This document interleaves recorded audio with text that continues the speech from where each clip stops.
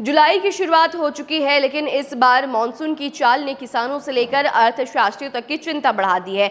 देश के कई हिस्सों में बारिश सामान्य से काफी कम हुई है, जिसका असर अब खेतों में भी दिखने लगा है। खरीफ फसलों की बुआई पिछले साल की तुलना में करीब 23% पीछे चल रही है। अगर जुलाई के पहले पखवाड़े में बारिश ने रफ्तार नहीं पकड़ी, तो इसका असर सिर्फ खेती तक सीमित नहीं रहेगा, बल्कि सब्जियों, दालों, खाद्य तेल और अन्य जरूरी खाद्य पदार्थों की कीमतों पर भी असर पड़ सकता है।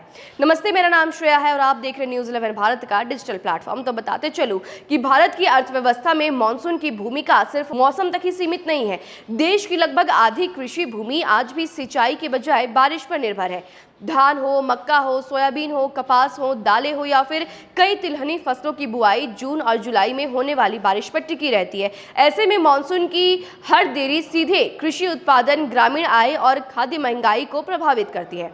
जुलाई खरीफ सीजन का सबसे इम्पोर्टेंट महीना माना जाता है। अगर इस दौरान पर्याप्त बारिश नहीं होती है तो किसान तेजी से बुआई पूरी कर सकते हैं, लेकिन अगर बारिश में और देरी होती है तो उत्पादन पर असर पड़ना तय माना जा रहा है। कृषि एवं विज्ञान कल्याण विभाग द्वारा जारी लेटेस्ट रिपोर्ट के मुताबिक राजस्थान में खरीफ बुआई की अच्छी शुरुआत हुई है। जून में समय से पहले बारिश होने के कारण कई इलाकों में खरीफ फसलें उगनी यानी कि क्रॉप इमर्जेंसी शुरू हो गई है। राजस्थान में सतही नमी यानी कि जो सरफेस मॉइस्चर है वो पिछले वर्ष के कंपैरेटिवली ज़्यादा है, यानी कि पिछले 5 वर्षों के औसत को अगर देखा जाए तो वह बेहतर माना जा रहा है, जिससे खरीफ फसलों के लिए अनुकूल बताया जाता है।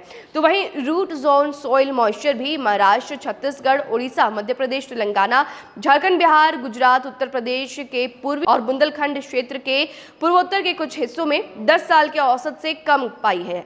तो कुल मिलाकर देखें तो राजस्थान खरीफ बुआई के मामले में बेहतर स्थिति में है, जबकि महाराष्ट्र, तेलंगाना, गुजरात, मध्य प्रदेश और छत्तीसगढ़ जैसे राज्यों में कम बारिश और मिट्टी की नमी की कमी के कारण खरीफ फसलों की शुरुआती स्थिति अपेक्षाकृत कमजोर दिखाई दे रही है।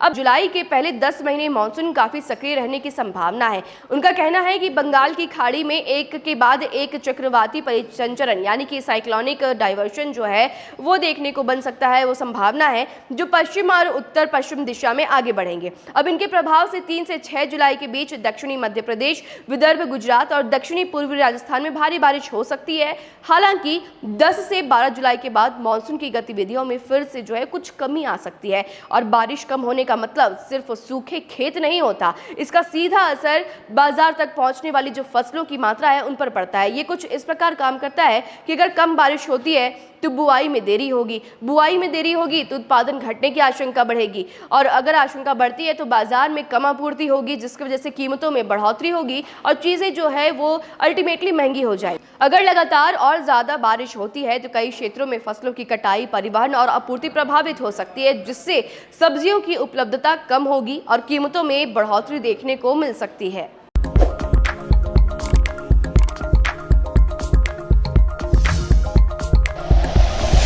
Like and share videos, subscribe करें हमारा चैनल और प्रेस करें बेल आइकॉन।